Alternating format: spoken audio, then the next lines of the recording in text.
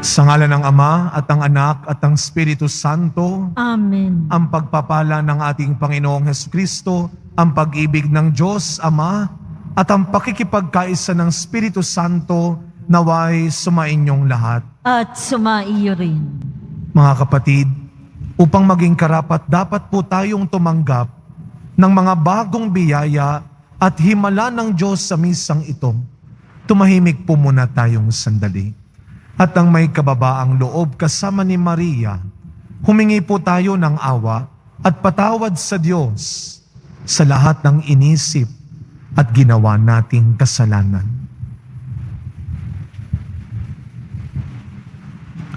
Sinugong tagapagpagaling sa mga nagsisisi, Panginoon, kaawaan mo kami. Panginoon, kaawaan mo kami.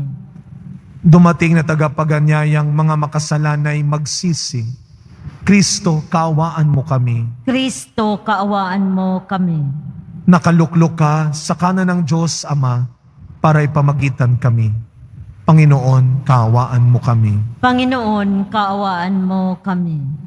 Kaawaan tayo na makapangyarihang Diyos, patawarin tayo sa ating mga kasalanan at patnubayan tayo sa buhay na walang hanggan. Amen. Manalangin po tayo. Ama naming makapangyarihan, dumudulog kami sa iyong pagmamahal upang kaming nagsisipagbagong buhay at gumagawa ng kabutihan ay mamalaging wagas sa pagsunod sa iyong mga utos. At ang pagkabuhay ng aming manunubos ay maipagdiwang naming mataos sa pamamagitan niya kasama ng Espiritu Santo magpasawalang hanggan. Amen. Magsiupo muna ang lahat. Pagbasa mula sa aklat ng Exodo. Noong mga araw na iyon, sinabi ng Panginoon kay Moises, "Balikan mo ngayon din ang mga Israelitang inialis mo sa Ehipto, naroon at nagpapakasama. Tinalikdan nila agad ang mga utos ko. Gumawa sila ng guyang ginto. Iyon ang sinasamba nila ngayon at hinahandugan. Ang sabi nila ay iyon ang Diyos na nag-alis sa kanila sa Ehipto. Kilala ko ang mga taong iyan at alam kong matigas ang kanilang ulo. Kung gusto mo, lilipulin ko sila at sa iyo ko pagmumulain ang isang malaking bansa." Nagsumamo si Moises sa Panginoon, Huwag ninyong lilipulin ang mga taong inialis ninyo sa Ehipto sa pamamagitan ng inyong kapangyarihan. Kapag nilipol ninyo sila, masasabi ng mga Ehipsyo na ang mga Israelitay inialis ninyo sa Ehipto upang lipulin sa kabundukan. Huwag na po kayong magalit sa kanila at huwag na ninyong ituloy ang inyong balak laban sa kanila. Alalahanin ninyo ang mga lingkod ninyong sina Abraham, Isaac at Jacob. Ipinangako ninyo sa kanila na ang lahi nila'y pararamihin tulad ng mga bituin sa langit at magiging kanila habang panahon ang lupaing ipinangako ninyo. Hindi nga itinuloy ng Panginoon ang balak na paglipol sa mga Israelita. Ang salita ng Diyos. Salamat sa Diyos. Panginoong masintahin, ang bayan mo'y gunitain. Panginoong masintahin, ang bayan mo'y gunitain. Sa may bundok ng Horeb, doon ay naghugis niyong gintong baka. Matapos mahugis, ang ginawa nila ay kanilang sinamba. Ang dakilang Diyos ay ipinagpalit sa Diyos na nilikha, sa Diyos na baka na ang kinakain ay damong sariwa. Panginoong masintahin, ang bayan mo'y gunitain. Kanilang nilimot ang Panginoong Diyos, ang tagapagligtas, na yaong ginawa doon sa Ehipto ay kagilagilalas. Sa lupaing iyon, ang ginawa niya ay tunay na himala. Sa dagat na tambo, yaong nasaksihan ay kahanga-hanga. Panginoong masintahin, ang bayan mo'y gunitain. Ang pasya ng Diyos sa ginawa nila ay lupulin pagdaka. Agad na dumulog sa poon si Moises na magitan siya. At hindi natuloy yaong kapasyahan na lipulin sila. Panginoong masintahin, ang bayan mo'y gunitain. Magsitayo na po ang lahat.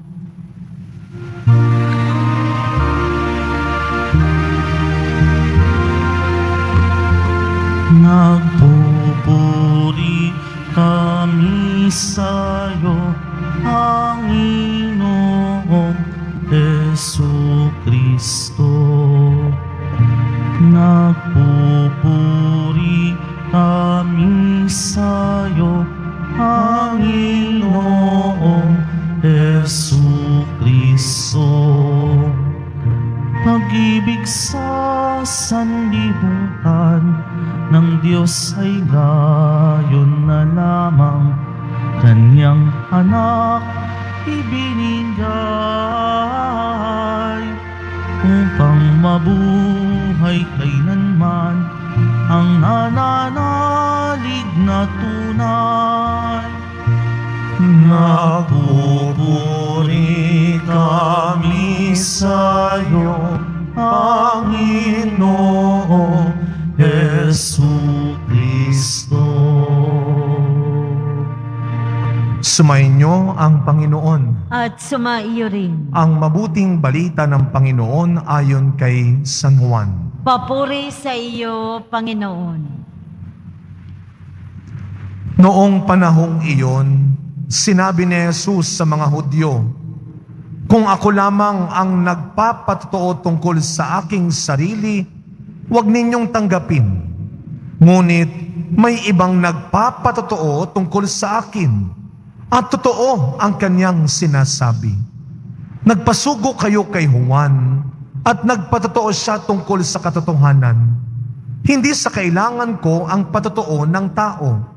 Sinasabi ko lamang ito para maligtas kayo." Si Juan ay parang maningas na ilaw na nagliliwanag noon, at kayo'y sandaling nasiyahan sa kanyang liwanag.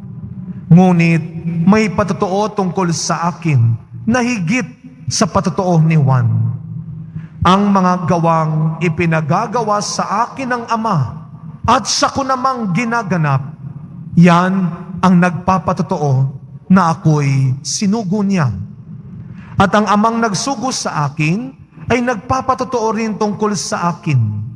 Kailan may hindi ninyo narinig ang kanyang tinig at nakita ang kanyang anyo, walang pitak sa inyong puso ang kanyang salita, sapagkat hindi kayo nananalig sa akin na sinugo niya. Sinasaliksik ninyo ang mga kasulatan sa paniwalang doon ninyo matatagpuan ang buhay na walang hanggan. Ang mga ito ang nagpapatotoo tungkol sa akin, ngunit ayaw naman ninyong lumapit sa akin upang kayo'y magkaroon ng buhay. Hindi ako naghahangad ng parangal ng mga tao, ngunit kilala ko kayo.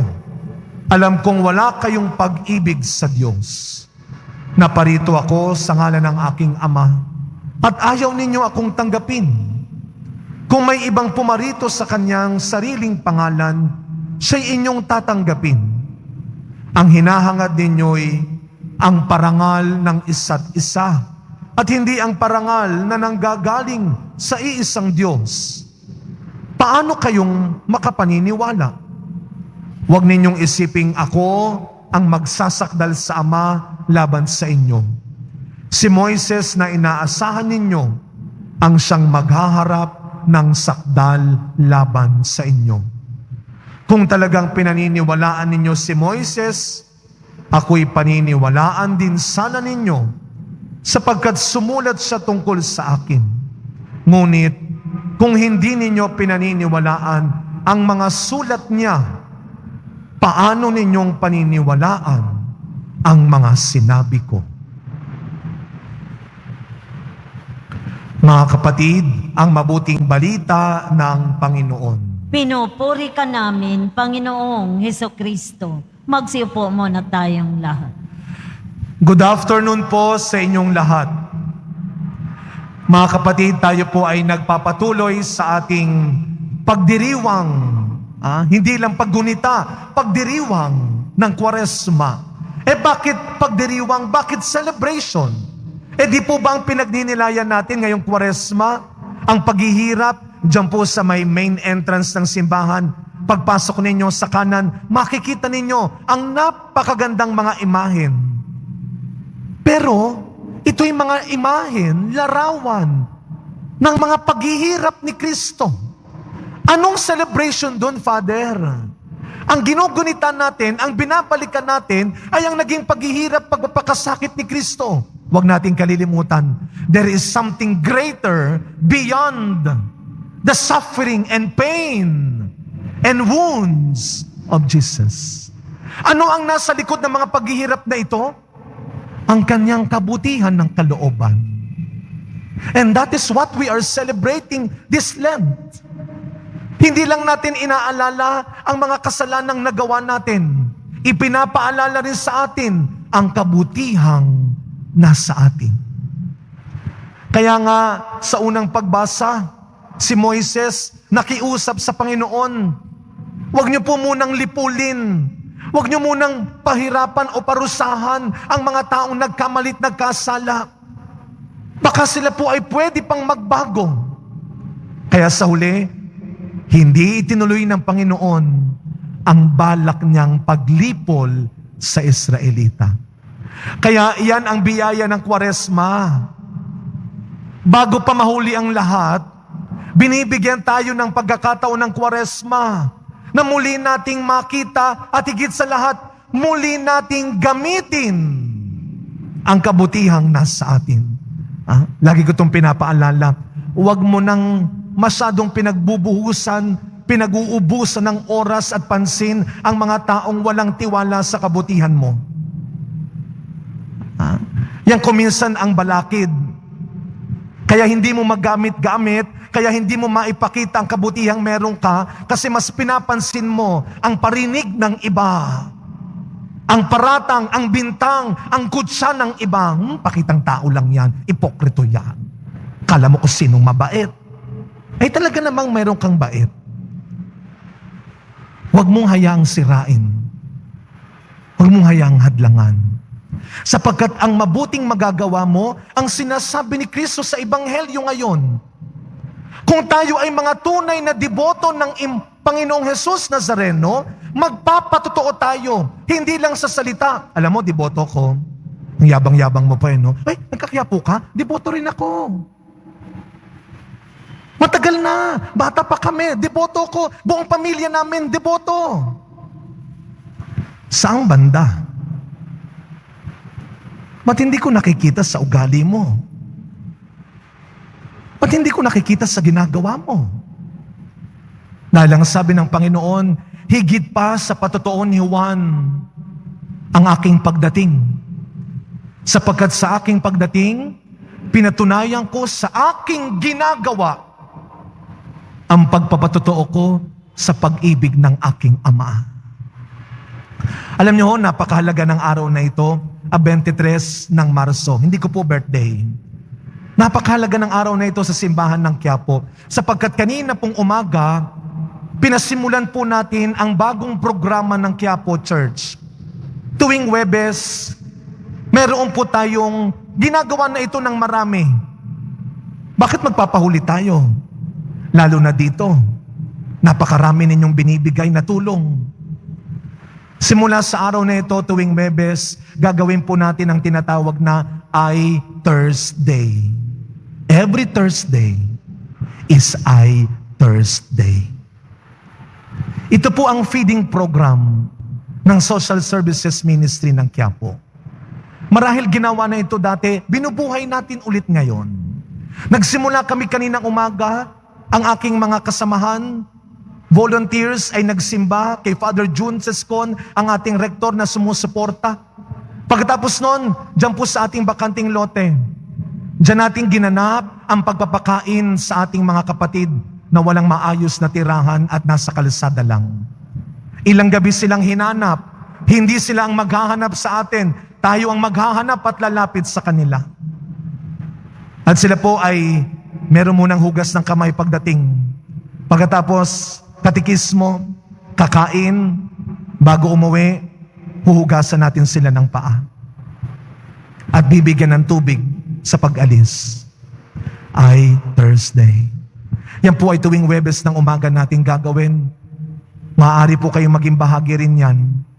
Kaya yung mga binibigay ho ninyong bigas, dilata, kulang na.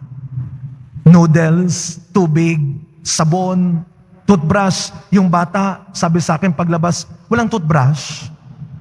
Hinugasan ko na yung paa, nangingi pa ng toothbrush. Lahat ng yan ay patotoo sa kabutihan ng maraming tao. Kasama kayo. Kaya sa pagkapatuloy na misa natin, mga kapatid, araw-araw ipagdiwang natin hindi ang paghihirap ng ibang tao. Ipagdiwang natin hindi ang kayabangan mo, hindi ang panlalamang mo. Araw-araw, hinahanap ng Diyos ang kabutihan mo. Huwag kang matakot at madamot. Dahil araw-araw, naniniwala ang Diyos na mabuti kang tao. Amen.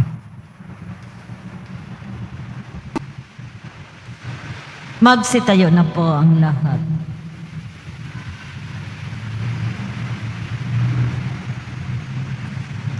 Minamahal kong mga kapatid, madalas ay lumilihis tayo sa daan ng Panginoon. Humiling tayo sa Kanya ng lakas upang makapamuhay tayo ng may kabutihan at pananampalataya. Ang ating pong itutugon, Ama, lunasan mo ang aming kawalan ng pananampalataya. Ama, lunasan mo ang aming kawalan ng pananampalataya. Ang mga Kristiyano sa lahat ng dako, naway manalangin ng higit sa mataimtim sa panahong ito ng Kwaresma. Manalangin tayo. Ama, lunasan mo ang aming kawalan ng pananampalataya. Ang mga walang pananampalataya, naway makinig sa salita ng Diyos upang sila ay maligtas. Manalangin tayo. Ama, lunasan mo ang aming kawalan ng pananampalataya. Ang mga kasalukuyang kaguluhan sa simbahan, naway malutas sa paglago ng pananampalataya. Manalangin tayo. Ama, lunasan mo ang aming kawalan ng pananampalataya. Ang mga mahihirap, may sakit, at mga may kapansanan, naway madama ang presensya ng Diyos sa kanilang buhay, sa pagtataguyod ng kanilang mga pamilya at kaibigan. Manalangin tayo. Ama, lunasan mo ang aming kawalan ng pananampalataya.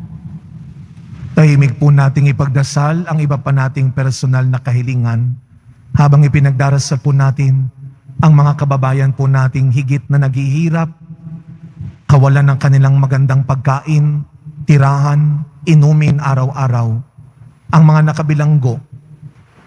Ipagdasal din po natin ang lahat ng may sakit, ang mga nasa ospital, ang mga may malubhang karamdaman, at ang mga nag-aalaga sa mga may sakit.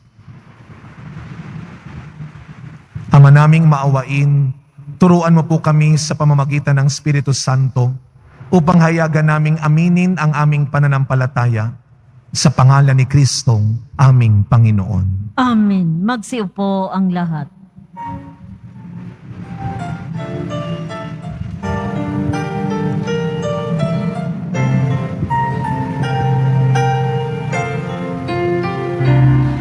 Sa'yo, Ama, aming handog ang tinapay at alak na ito.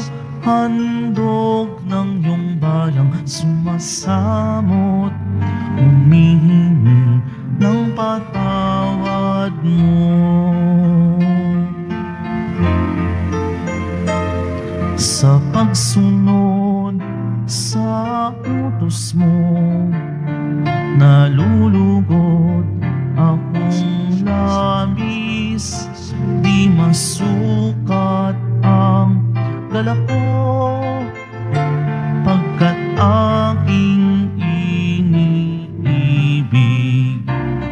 Sa'yo, Ama, aming handog ang tinapay at alak na ito, handog ng iyong bayang sumasamot, humihingi ng patawad mo. Magsitayo na po ang lahat.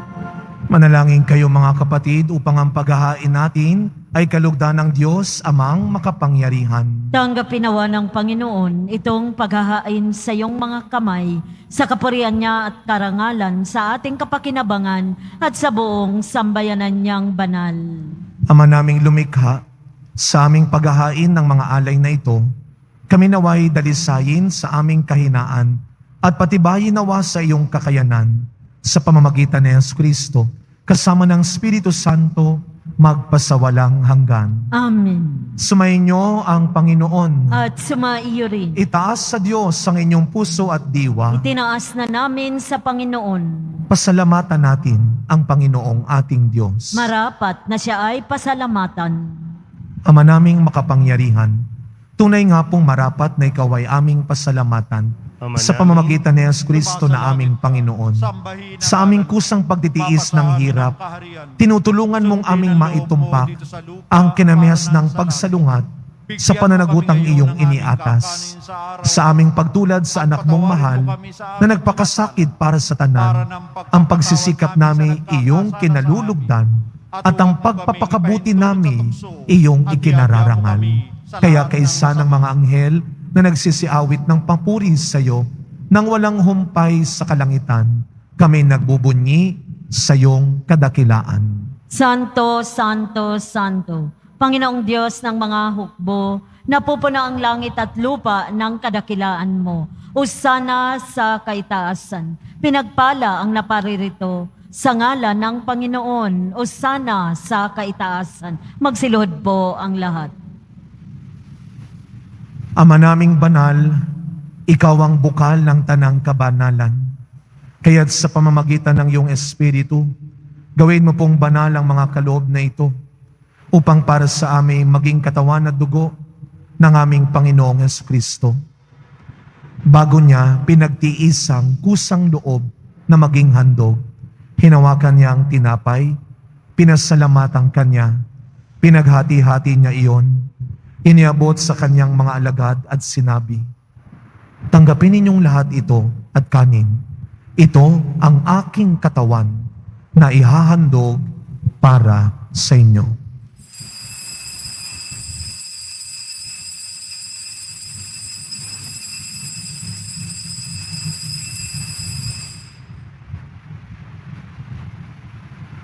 Gayun din naman nung matapos ang hapunan, hinawakan niya ang kalis, muli kanyang pinasalamatan. Iniabot niya ang kalis sa kanyang mga alagad at sinabi, "Tanggapin ninyong lahat ito at inumin. Ito ang kalis ng aking dugo, ng bago at walang hanggang tipan. Ang aking dugo na ibubuhos para sa inyo at para sa lahat sa kapagpapatawad ng mga kasalanan. Gawin ninyo ito sa pag-alala sa akin."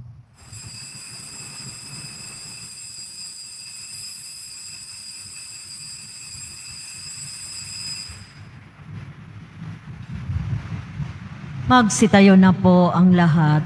Ang misteryo ng pananampalataya. Si Kristo'y namatay, si Kristo'y nabuhay, si Kristo'y babalik sa wakas ng panahon.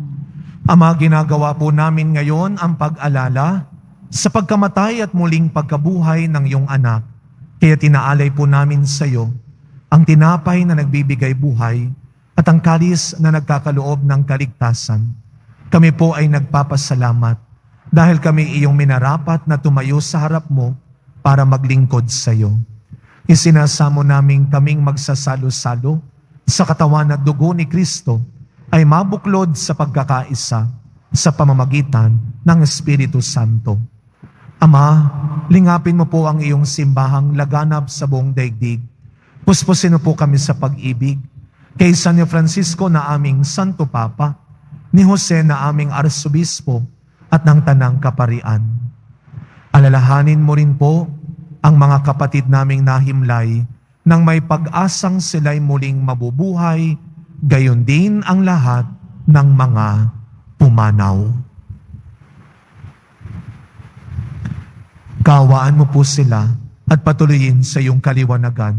Kaawaan mo at pagindapating kaming lahat na makasalo sa iyong buhay na walang wakas. Kaysa ng mahal na Birheng Maria na ina ng Diyos, ni San Jose na kanyang butihing esposo, kaysa ng mga apostol, San Juan Bautista, Padre Pio, Mother Teresa ng Calcutta, at ng lahat ng mga banal na namuhay dito sa daigdig ng kalugod-lugod sa iyo, maipagdiwang nawa namin ang pagpupuri sa ikararangal mo sa pamamagitan ng iyong anak na aming Panginoong Hesu Kristo.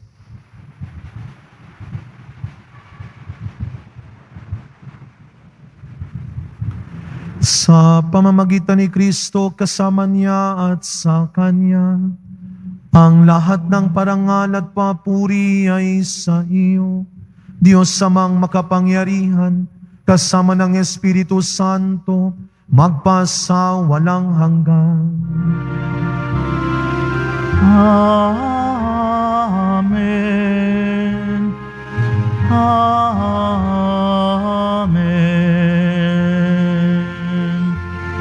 Bilang mga anak ng ating mapagbigay na Ama sa langit, buong tiwala nating dasalin ang panalangin turo ni Kristo. Ama namin, sumasalangit ka. Sambahin ang ngalan mo, mapasa amin ang kaharian mo, sundin ang loob mo dito sa lupa para nang sa langit. Bigyan mo kami ngayon ng aming kakanin sa araw-araw at patawarin mo kami sa aming mga sala para nang pagpapatawad namin sa nagkakasala sa amin at huwag mo kaming ipaintulot sa tukso at iadya mo kami sa lahat ng masama. Hinihiling po namin kami adya sa lahat ng masama, pagkalooban ng kapayapaan araw-araw, iligtas sa kasalanan, at ilayo sa lahat ng kapahamakan, samantalang aming pinananabikan ang dakilang araw ng pagpapahayag ng tagapagligtas naming si Jesu Kristo. Sapagkat iyo ang kaharian at ang kapangyarihan at ang kapurihan magpakailanman. Amen. Panginoong Kristo, sinabi mo sa iyong mga apostol, kapayapaan ang iniiwan ko sa inyo. Ang aking kapayapaan ang ibinibigay ko sa inyo. Tunghayan niyo po ang aming pananampalataya at wag ang marami at paulit-ulit naming pagkakasala. Pagkalooban niyo po kami ng kapayapaan at pagkakaisa ayon sa iyong kalooban, kasama ng Espiritu Santo, magpasawalang hanggan. Amen. Ang kapayapaan ng ating Panginoon ay laging sumainyong lahat. At sumaiyo rin. Kahit anong mangyari, huwag kang matakot at madamot na gumawa ng mabuti at maging mas mabuti. Magbigayan po tayo ngayon ng kapayapaan sa isa't isa. Peace be with you po. Kordero ng Diyos na nag-aalis ng mga kasalanan ng sanlibutan, maawa ka sa amin. Kordero ng Diyos na nag-aalis ng mga kasalanan ng sanlibutan, maawa ka sa amin. Kordero ng Diyos na nag-aalis ng mga kasalanan ng sanlibutan, pagkaloob mo sa amin ang kapayapaan. Magsiluhod po ang lahat.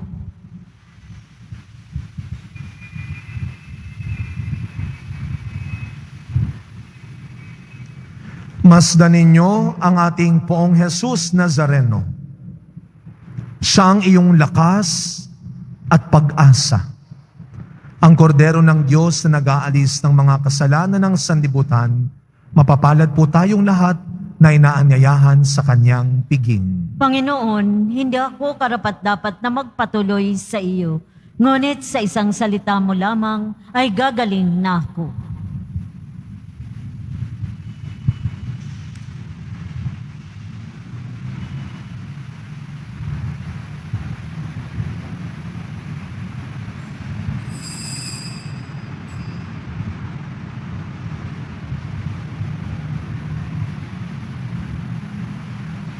Para sa lahat ng tatanggap ng banal na komunyon, ang tamang paraan ng pagtanggap ay kaliwang kamay sa ibabaw ng kanang kamay at sasagot po tayo ng amin. Pagkasabi ng pari o ng lay minister ng katawan ni Kristo at isubo sa bibig bago umalis sa harapan ng pari o lay minister. Sumunod po tayo. Maraming salamat po.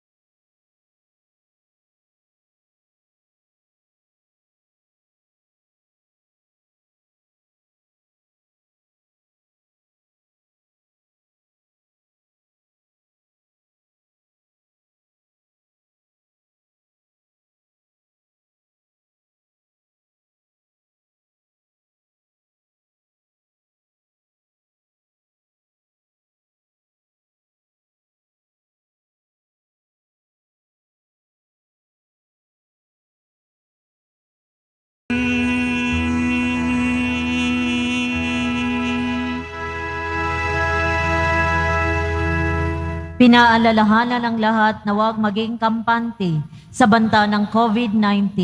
Bagkus, dapat natin ipagpatuloy ang tamang pagsunod sa minimum public health standards, pagsusuot ng tamang face mask. Pagkatapos ng misa, wiwisikan po ang lahat ng banal na tubig. Pinakikiusapan ng lahat na manatili lamang muna sa inyong mga lugar. Tanging sa Quezon Boulevard o sa Plaza San Juan lamang ang labasan ng lahat. Sumunod po tayo. Maraming salamat po sa inyong pagdalaw at pagsisimba sa Basilica Minor ng Itim na Nazareno.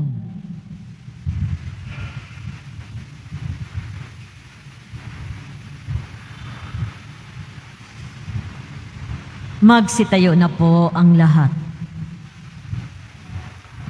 Manalangin po tayo. Ama naming mapagmahal, ang tinanggap naming banal na pakikinabang ay sanawang magpalaya sa amin sa kasalanan upang ang dinadala namin sa budhi ay gumaan at ang ganap na kagalingan ay aming makamtan sa pamamagitan ni Kristo kasama ng Espiritu Santo magpasawalang hanggan. Amen. Kasabay po ng pasasalamat namin sa pagsisimba ninyo ay ang walang sawa naming pasasalamat sa pagbibigay po ninyo ng tulong donasyon, pinansyal man yan o mga bagay na inyong dinadala, binibigay dito, nililista naman po namin yan, ang mga bigas, delata, noodles, sabon, tubig. Samahan na natin ang toothbrush yan, nakakaya dun sa bata. Baka hanapan na naman ako sa susunod na Webes. Pero lahat po ng tinutulong ninyo ay malaking bagay po. Alam po ng Diyos, meron kayong mga sariling kakulangan at pangangailangan. Pero mas alam ng Diyos ang ginagawa ninyong kabutihan. Siya na ang magbigay ng sapat at dapat na gantimpala para sa inyo. Sumainyo ang Panginoon. At sumaiyo rin. Yumuko po kayo habang ginagawad ang pagbabasbas. Mahal na poong Jesus Nazareno, inihayag mo sa pamamagitan ng krus ang walang maliw na pag-ibig ng Diyos sa sangkatauhan. Pakinggan mo ang kahilingan ng iyong angkan na nagsusumamos sa iyo. Makamtam nawa nila ang iyong katugunan at tanggapin ang kasagutan na may utang na loob na tinatanaw. Basbasan din po ninyo ang mga dala-dala nilang imahen at dasalan sa pamamagitan ng bendisyon na ito na may maalaala nila ang mga pangako nila noon sa binyag na ikaw ay kanilang iibigin at paglilingkuran bilang Panginoon magpasawalang hanggan. Amen. Naway pagpalain at ingatan ang inyong pamilya ng ating mapagbigay na Diyos, Ama, Anak, at Espiritu Santo. Amen. Tapos na po ang ating pagdiriwang, humayo kayong taglay ang pag-asa ng poong Jesus Nazareno. Salamat sa Diyos.